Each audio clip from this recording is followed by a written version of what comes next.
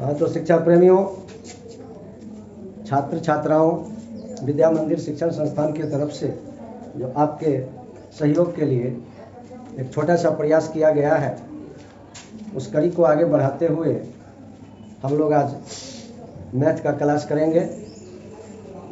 जैसा कि पिछले वीडियो में आपने देखा होगा, 2-4 वीडियो पहले बना था मैथ का, जिसमें हम लोग वास्तविक संख्याओं के बारे में पढ़े थे। ये वास्तविक संख्याओं की जानकारी जो आपको दी गई थी, हम लोगों ने एक साथ जानकारी प्राप्त किया था, वो 9th और 10th दोनों क्लास के लिए समान रूप से उपयोगी था।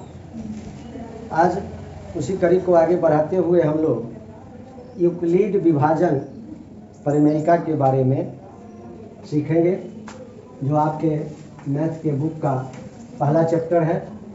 यूक्लिड विभाजन प्रमेयिका। ये क्या है? ये क्या है उसको ध्यान से देखिए।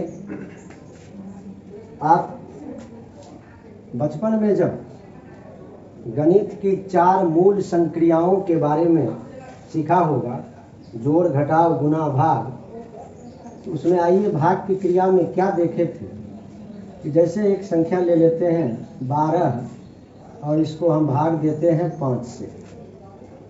5 दूनी 10, 2 शेष बच गया। इसको आप इस तरह से भी लिखना सीखे थे। 12 बराबर 5 गुने 2 प्लस 2। ऐसा हम किसी भी भाग की संक्रिया को इस रूप में दर्शा सकते हैं, जिसका एक रूप हिंदी में आप इस तरह से जानते होंगे।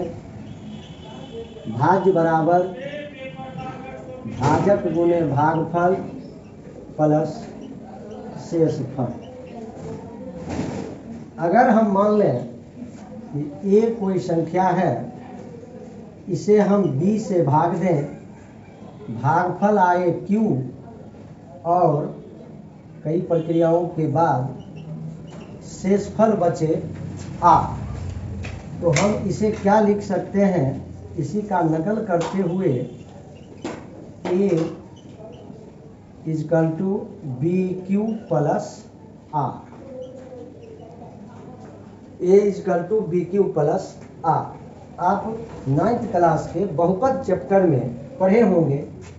अगर कोई बहुपद है px और इसे हम gx से भाग देते हैं और भागफल आए qx और शेषफल आए rx, तो इसे हम इस तरह से दर्शा सकते हैं कि x is equal to gx into qx plus rx। ये आप अलजेब्रा में सीखे होंगे। याद नहीं है तो एक बार याद कर लीजिए। ये सारी प्रक्रियाएं लिखने में ये अंकगणित लगता है, ये अंकगणित का मूलभूत प्रमेयिका है, ये अलजेब्रा है, लेकिन काम इन सारी प्रक्रियाओं में एक समान ही हुआ है। अब आप याद कीजिए, यदि आप भाग दें 15 को 2 से, तो 2 सते 14, रिमाइंडर 1 बचता है। क्या इसे हम ऐसा लिख सकते हैं? नहीं लिख सकते। क्यों? ये गलत है। भाजक से शेषफल बड़ा है, यानी भाग की यह क्रिया गलत है। यहाँ देखिए, शेषफल भाजक से छोटा है। यहाँ आके हमारे क्रिया का अंत हो जाता है। कहने का मतलब है, जब यदि आप बीजगणित में ही भाग देते हैं तो उसमें क्या होता है कि जब शेषफल का घात भाजक के घात से कम हो जाता है तो हमारी क्रिया समाप्त हो जाती है। उसी तरह यहाँ भी देखते हैं, ये तो क्रिया ही गलत है, और यहाँ देखते हैं कि शेष फल हमारे भाजक से कम हो गया। इसलिए जब हम अंकगणित में इस सिद्धांत को लिखते हैं तो क्या लिखते हैं, आर लेस देन भाजक बी और r greater than equal to 0, यानी शेष फल 0 हो सकता है या 0 से बड़ा हो सकता है, लेकिन भाजक से हमेशा कम होता है। इन्हीं दोनों को एक साथ मिला के ऐसा लिखा जाता है, 0 less than equal to r less than equal to b. यही जो हम लोग लिखे पूरा यहाँ से यहाँ तक अगर एक साथ कर लिया जाए तो यूक्लिड विभाजन प्रमेयिका इसी को कहते हैं। अब इसका कुछ हम अनुप्रयोग देखेंगे। जैसे कि कोई भी संख्या है इस तरह से कि ए है कोई संख्या, हम इसे 2 से भाग देते हैं, भाजक की जगह पर हम 2 रखते हैं, तो क्या हो सकता है, संक्रिया के बाद शेष फल 0 बच सकता है या 1, 2 कभी नहीं बचेगा, 3 नहीं, 4 नहीं, आगे कुछ नहीं, कम से कम 0 होगा या 0 से बड़ा होगा। इसी तरह अगर किसी संख्या को हम 3 से भाग दें तो मान लीजिए भागफल कुछ भी आए, शेष फल 0, 1 या 2 ही आ सकता है। क्यों? यहाँ जो बताया गया है कि r 0 से बड़ा होगा, 0 होगा, लेकिन भाजक से छोटा होगा। इसी तरह अगर किसी संख्या को हम 4 से भाग दें तो 0, 1, 2 या 3 यही शेष फल के रूप में हमें प्राप्त हो सकता है।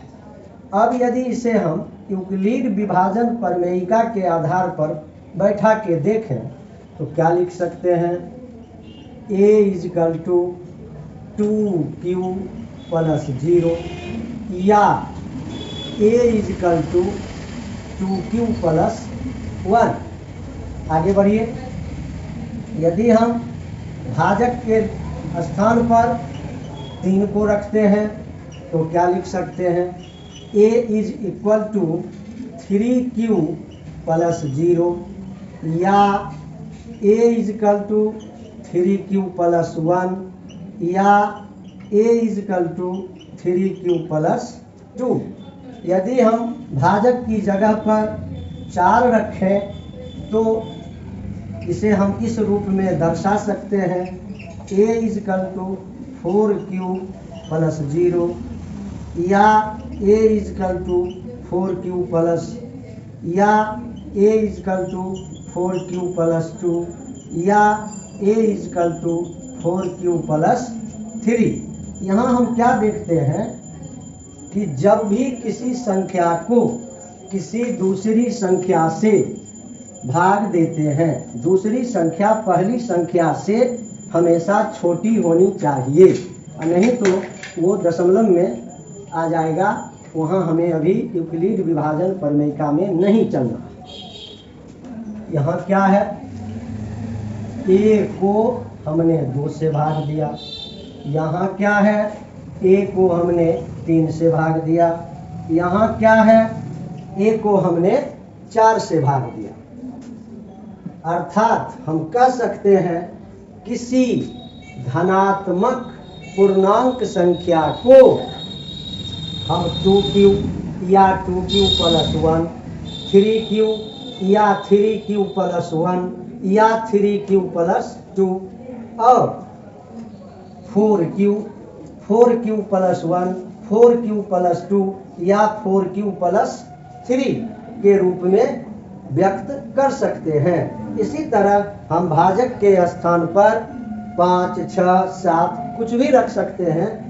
तो या बढ़ता जाएगा और या इस रूप में हम उसे व्यक्त कर सकते हैं। इस सिद्धांत का उपयोग करते हुए हम लोग किन्हीं दो संख्याओं का HCF निकाल सकते हैं।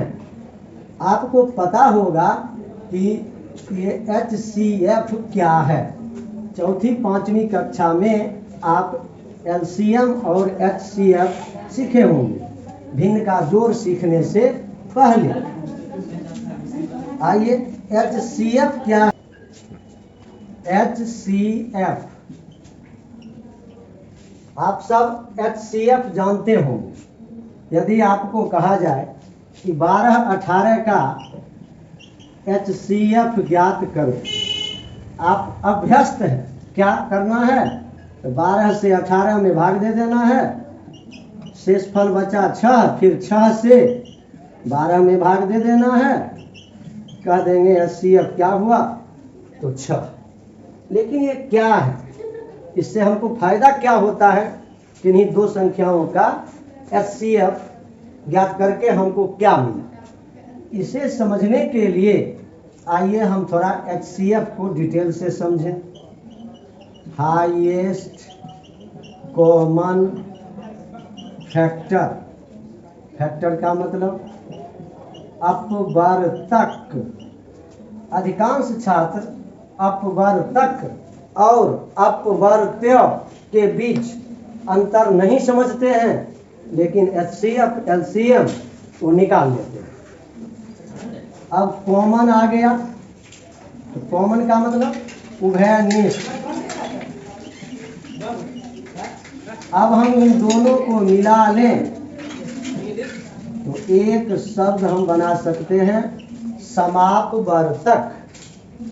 अब हाईएस्ट महत्तम, जिसको मौसौ के रूप में हम लोग याद किए हुए हैं। HCF मौसौ, LCM लौसौ। लेकिन आइए इसके बाद हम लोग चर्चा करेंगे LCM में क्या होता है। HCF अपवर्तक, जो इसका राज बताता है उसकी विधि देखिए। 12 और 18 का HCF आप निकालना सीख रहे हैं। तो पहले लिखिए 12 के अपवर्तक। यह वर्तक क्या होता है? तो 12 में किन किन संख्याओं से पूरा भाग लग सकता है, लगेगा। 1, 2, 3, 4, 6, 12।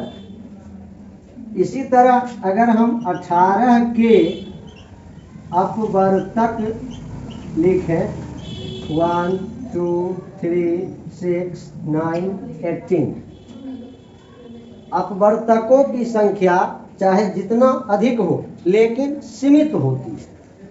अपवर्त में हम जब चलेंगे तो देखेंगे कोई कमी नहीं है, अनगिनत अपवर्त्य होते हैं। अपवर्त्य दोनों दो चीज है।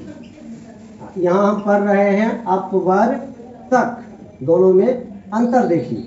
तो यहाँ हम लोग अपवर्तक सीख रहे हैं। अब आप गौर से देखिए 1, 2, 3, 6, ये 4 दोनों में उपस्थित हैं, उभयनिष्ठ हैं। इसलिए हम इन्हें कहेंगे समापवर्तक। क्या क्या? 1, 2, 3, 6। अब इनमें जो सबसे बड़ा है उसे कहते हैं महत्तम। इन समापवर्तकों में बड़ा कौन है? सबसे बड़ा 6। यहाँ आइए, भाग विधि से आप अभ्यस्त हैं। ये अपवर्तक लिख के विधि है। तीसरी विधि भी आप जानते होंगे, गुणनखंड विधि। तो 12 को आप लिख सकते हैं 2 गुने 2 गुने 3, यानी 2 का पावर 2 और गुने 3 का पावर 1। 18 का लिखिए 2 गुने 3 गुने 3, 2 का पावर 1 और गुने 3 का पावर 2। अब क्या करना है? मौसों का संक्षिप्त तरीका देखिए, जो दोनों या और टर्म हो 24 को ले ले, जो दोनों में मिले और जिसका पावर कम हो, सबसे कम, उसे ही हम मौसों में लिखते हैं। जैसे 2 का पावर 2 और 2 का पावर 1, तो आप 2 के पावर 1 को रखिए। फिर यहाँ पर देखिए 3 का पावर 1 और 3 का पावर 2, कम हुआ 3 का पावर 1, 2 तिया 6। तो हम क्या देखते हैं, आप महत्तम समाप्त वर्तक निकालने के ये 3 तरीके हैं, भाग विधि, अपवर्तक विधि, गुणन खंड विधि। अब आपको इनमें जो विधि आसान महसूस हो, आप उसका उपयोग करके 2 संख्याओं का मौसो ज्ञात कर सकते हैं। अब यूक्लिड विभाजन प्रमेयिका के लिए हम लोग भाग विधि को ही यहाँ पर प्रयोग में लाते हैं। जैसे आइए 2 और संख्या लाते हैं और उसका हम HCF निकालने का प्रयास करते हैं और तब उसे यूक्लिड विभाजन प्रमेयिका पर बैठाएंगे। मान लीजिए हम एक संख्या रखते हैं 27 और एक रखते हैं 63। उदाहरण के तौर पर हम इसे रख सकते हैं। तो यदि हम भाग विधि का सहारा लें तो 27, 63,